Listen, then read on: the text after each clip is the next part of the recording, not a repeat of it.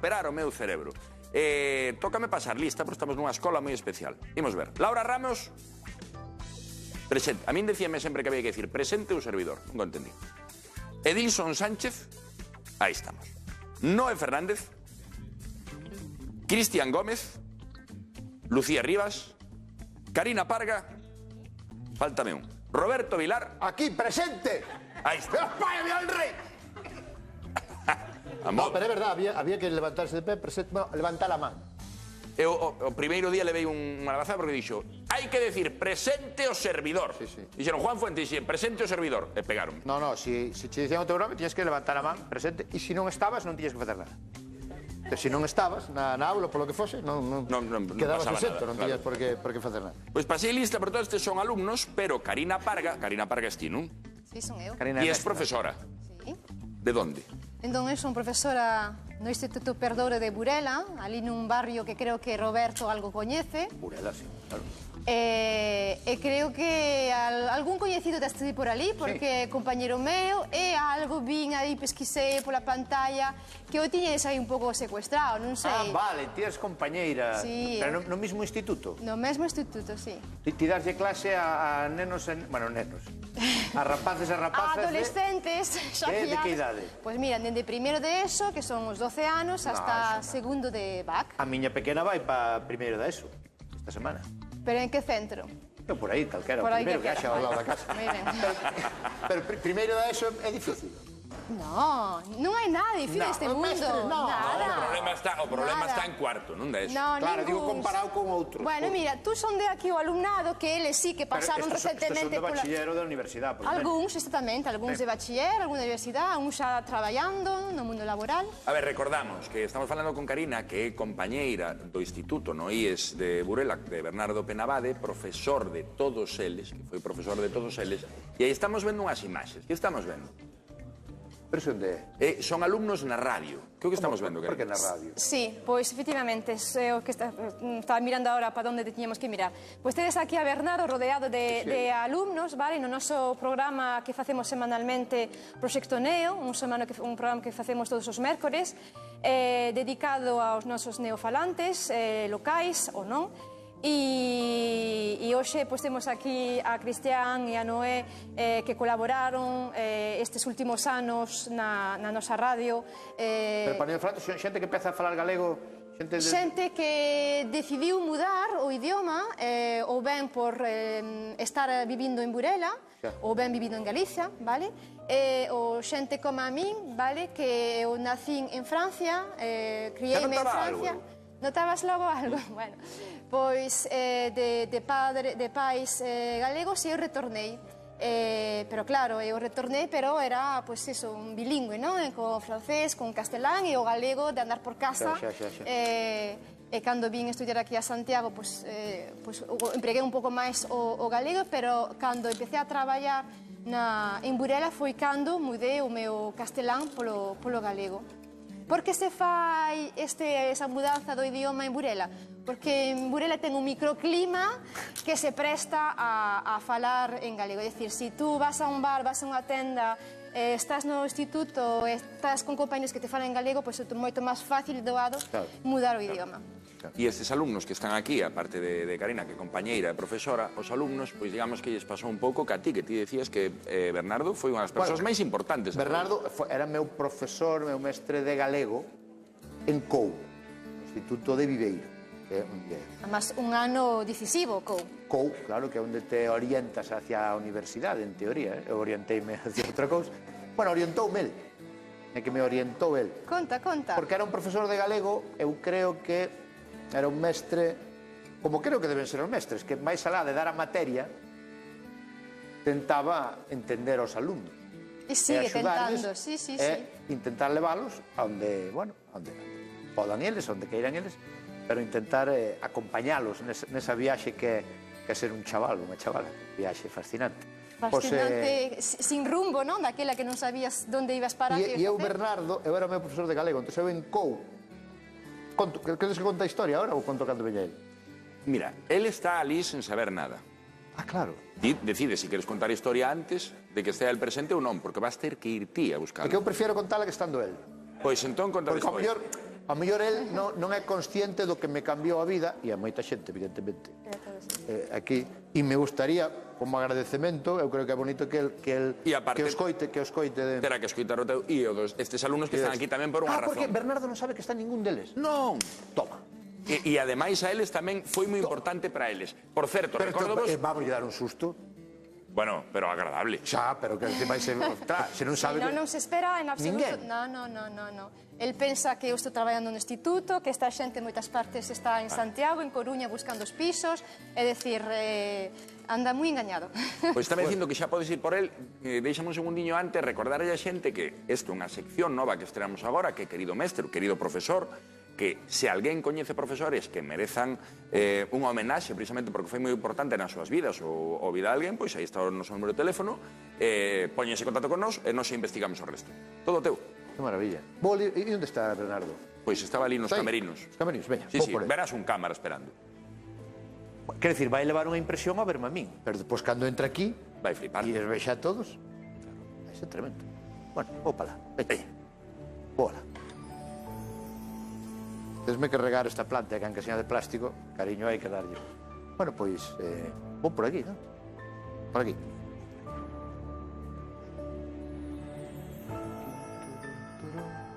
Están os camerinos, e o tempo que non viñou por aquí. Estou eu emocionado. E que o Bernardo debe haber... Tampouco quero mentir, pero 30 anos que non vexo, polo menos. Escoito por aí.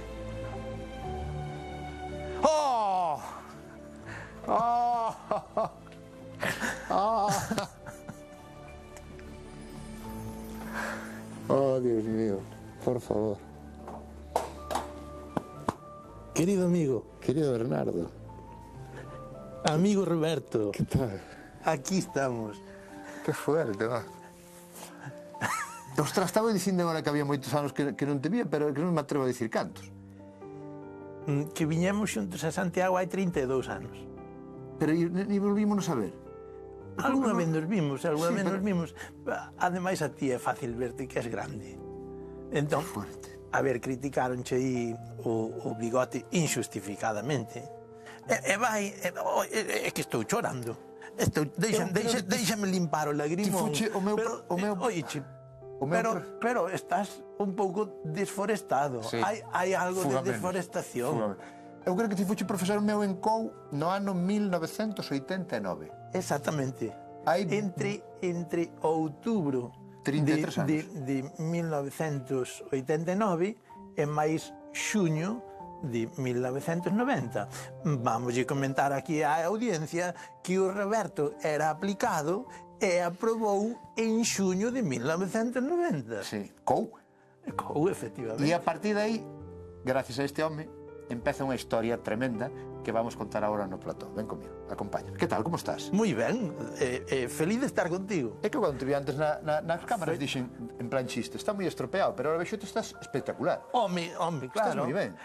Certo é que pasaron 32 anos por encima, o que pasa é que por encima de ti tamén. Eu teño 51 agora. Claro, eu 58. Non, tes 51? Sí, porque non nos levábamos tanto, a pesar de que fósemos compañeiros de escola. Pero no instituto tiña 17. Ben, eu 24, 25. Que pasado, pasa que nós aos mestres, aunque teñades 23 ou 24 ou 25, vémonos como se tuverades 50. Porque estamos na ponte cara á xubilación.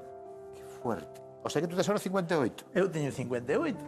E tú tes 50 e... 51. 51, claro. E en que instituto estás? Onde estás agora? Pois agora estou no Instituto Perdouro de Burela. Burela. Estou no case no máis ao norte.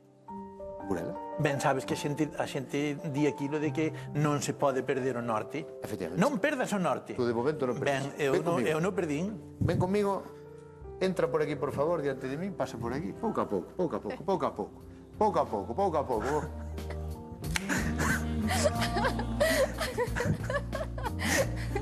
Sempre fucho un pillaba. Que che parece?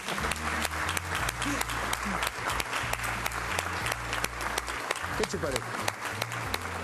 Como é, sempre fuiste un pillabán e como és capaz Non son eu, de eu vir para darche unha sorpresa e que me des esta Ven sorpresa. comigo, non son eu, este é a maxia que fai o equipo deste programa, que é traer a túa compañeira, A miña compañeira Karina Parga.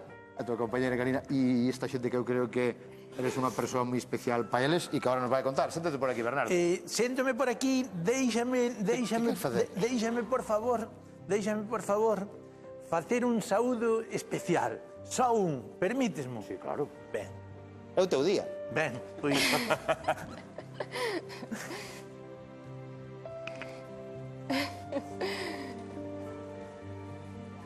Era Lucía, non? Sí.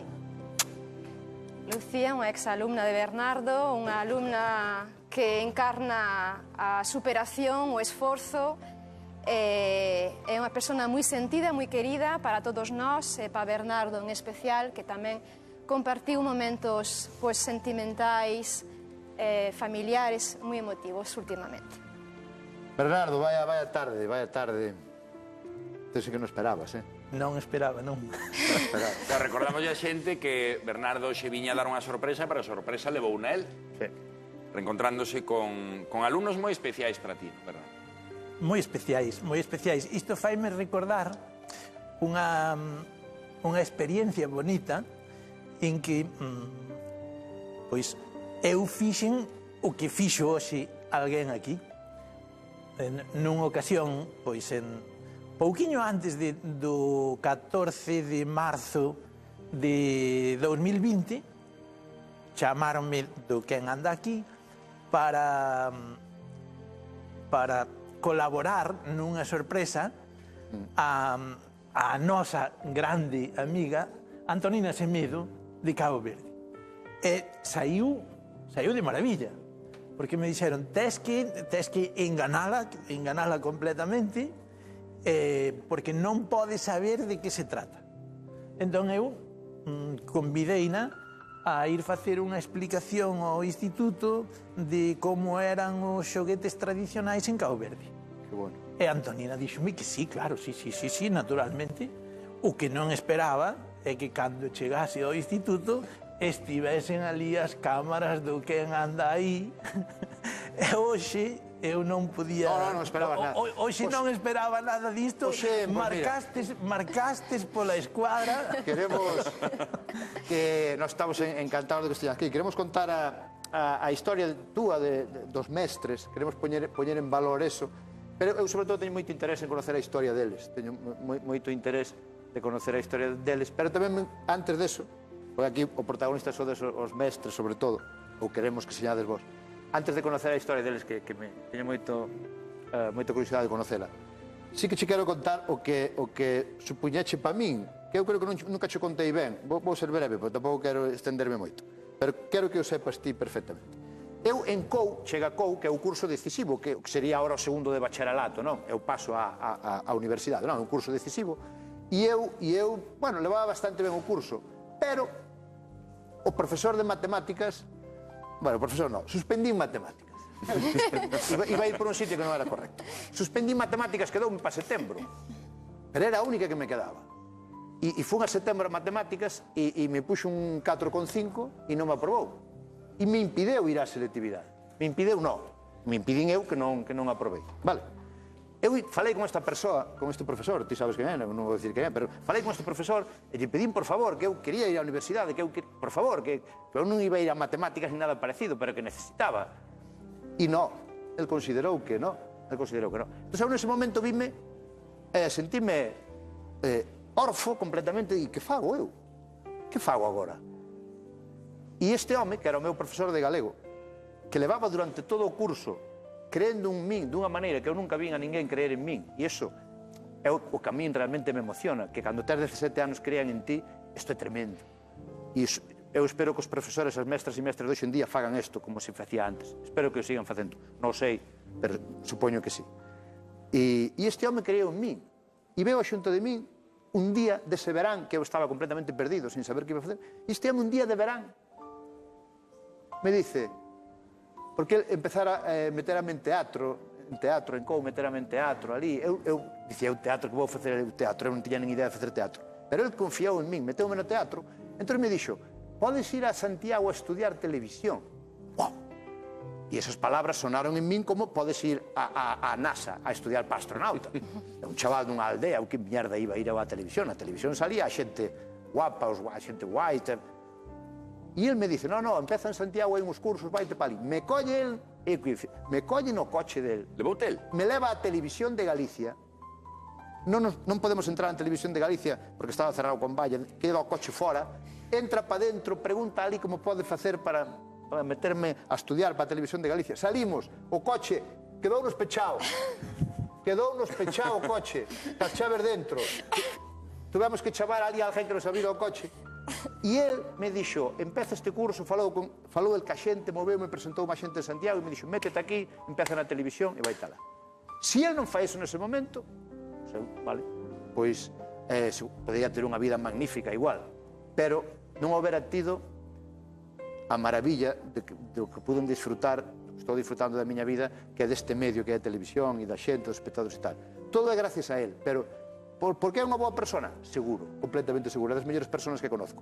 Pero porque, como mestre, fixo algo que para min é esencial. Creer e mostrar confianza nos teus alumnos. Porque todos os alumnos, aunque señan unhos desgraciados como a min, que eu botaba a culpa ao profesor de matemáticas, que a culpa era miña, todos os alumnos teñen unha cualidade, unha calidade que hai que explotar, e hai que saber vela e apoiala. Nada máis. E foi o que fixo este home comigo. E este home é a persona do mundo, despois de meus pais, que máis me cambiou a vida. Este señor. Cuidado. Creo que a Noé, ti, verdade? Pasouche algo parecido, non? É dicir, Ai, Dios! Que foi... Home, é normal, estaba emocionando eu escoitando aquí. Sí, pero quero escoitar historias deles. A Noé, a ti pasouche algo parecido, non? Que el foi o que confiou en ti. Sí, eu creo que Bernardo, para nós, falando así en plural, para todos, eu creo que é ese padriño que non elixiron os pais. Ese padriño que nos... Deuche clase no instituto? Deu-me clase. Foi onde me conoceu, que se non chego a coñecer, el deu-me clase, pero non contaba con que fora a relación así. El contaba con unha relación máis negativa, máis de frente, pero bueno, estábamos na clase e presentounos a opción de ir á radio escolar. A mí da radio, a verdade que me atraía, eu tiño mirado polo Facebook do meu pai e había fotos na radio, joder, esta xente como facerá, chavales novos na radio, isto hai que estudiar moitísimo para chegar aquí. E de repente chegou a clase e propónnos a ir da radio e dixen, pois, ostra, non é moi fácil. Propuxo toda a clase? Claro, propuxo toda a clase. Eligímoslo 4 nomás. O resto dixeron, pa onde vamos ir nosotros, eso da radio, que eso nada. Entón, empecé ali con Bernardo. Bernardo, pouco a pouco, foi nos coñecendo. É o que dis ti, créeche confianza. Fai que confíes en ti. A parte na radio, pois, é unha maneira de que ti, todos os teus medos, ao estar no directo, os afrontes de vez, e iso creache moita seguridade para toda a vida. E aparte deso, Bernardo crea unha familia dentro da radio, porque ti dentro da radio, pois, posteriormente faz producións audiovisuales, excursións con toda a xente da radio. Todo isto fai que te unas, que esteas con máis xente que che dá tamén esa positividade, esa seguridade en ti mismo. E eu creo que foi, como ben dixen antes, o conductor do volante da miña vida. Eu sempre... Cuidado, É importante que confiar en si mesmo. Hai historias fermosas, tamén a de Laura, que creo que Laura non falaba nada en galego, non, Bernardo? Falaba maravillosamente ben como fala agora. Pero eu tiña entendido que ti non falabas moito, e agora que te dedicas? Agora son profesora. De que? Seguín o seu Ronsel, de lingua galega tamén. Pois aí estamos, mira o que influiu, e creo que Edilson... Boas tardes, Edilson. Boa tarde. Ti falabas en galego? Ao principio non. Pero Despois sí. Porque cando cheguei, a xente de Burela, cando viña que eu son de fora, que eu son de fora, falante en castelán. Claro. Xa. Eu depois, unha prima que iba á radio, e invitoume a ir tamén. Entón, cando fun, coñecín a Bernardo, entón ele axudoume a mellorar o meu galego. Creo que lle querías decir algo a Bernardo, non? Claro, porque Bernardo é unha persoa moi importante para min, porque é unha persoa que fíxome enamorar dunha lingua, que é Galiza. Eu son de Cabo Verde, pero tamén síntome daqui. Qué grande. Qué grande, sí, señor. No, e explicacho ben, porque a mí me pasou tamén unha cousa parecida cando nas clases de galego que dabas ti, sí que conseguías namorarse da lingua e entendendo a lingua como algo moi básico, moi natural, non? A lingua agora está como moi etiquetada por moitas cousas e moitas historias políticas, sociales, de todo tipo, pero tú facías que nos enamoramos da lingua como a nosa propia pel, como algo noso, como algo da nosa... Interésame do que contaste ti que eras Noé. Claro, me ve a cabeza, tú parece que intentas que a xente busque os teus alumnos unha maneira de expresarse. Unha maneira nesto caso na radio, o que facías con nós no teatro. Home, é que, a ver, eu son profesor de lingua e literatura. E tanto a lingua como a literatura son comunicación. Tradicionalmente, pois, está focada desde a gramática. O ensino tradicional que tiven eu, o ensino máis común, é un ensino, pois, gramaticalista, moi matemático no mal sentido. Quero dicir con isto que... Pouco mecánico, quizás. Mecánico é pouco humano. Se facemos comunicación, non podemos pensar que estamos nun entorno, nun circuito. Non, claro que non. Claro, hai que falar e comunicarse. Claro que non. E xerar unha familia. Porque a comunicación non é só previsión. Eu podo ter unha previsión da conversa con Roberto e inmediatamente encontrarme con esta sorpresa monumental. Eso é pasar moitas veces con Roberto, eso é pasar. Non vos dades conta que eu planifico unha conversa con Roberto, muda o panorama e non vale que sexamos de piñón fixo. E tú cando me levaste ali que me dixaste ali na televisión, tú que dixaste, pobre desgraciado, isto vai quedar aquí, vai morrer de fame, non vai. Roberto, és dunha xeración moi especial, tamén moi especial para min. Date conta que sodes a xeración do 20 ao 21.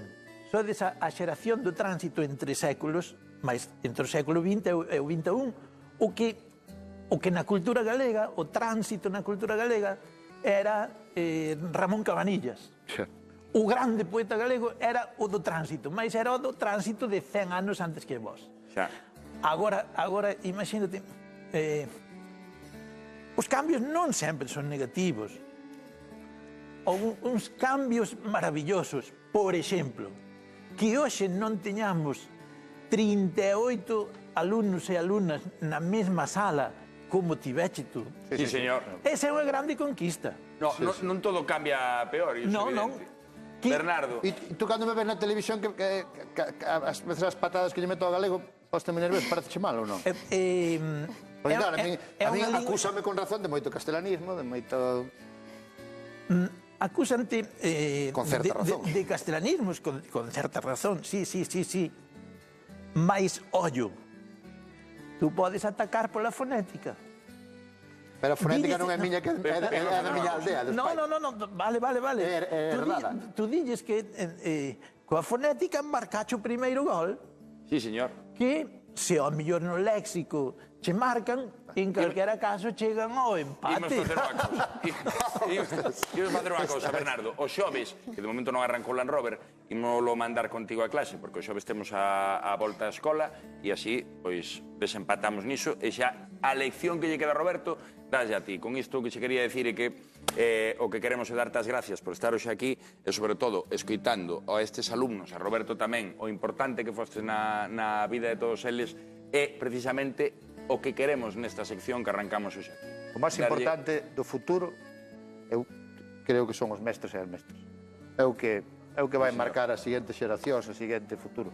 É o máis importante e temos que cuidalo e temos que poñer en valor. Mestres, Eu creo que mestras, profesores e profesoras. non facemos o suficiente. Sinceramente, vos lo digo, non vai por facer a pelota aos mestres e tal, pero eu creo que egoístamente o camiño por aí, cuidar os nosos mestres. E así que moitísimas grazas. Así que este xoves que comeza o cole, tede isto en conta. E imaginade como sería o regreso ao cole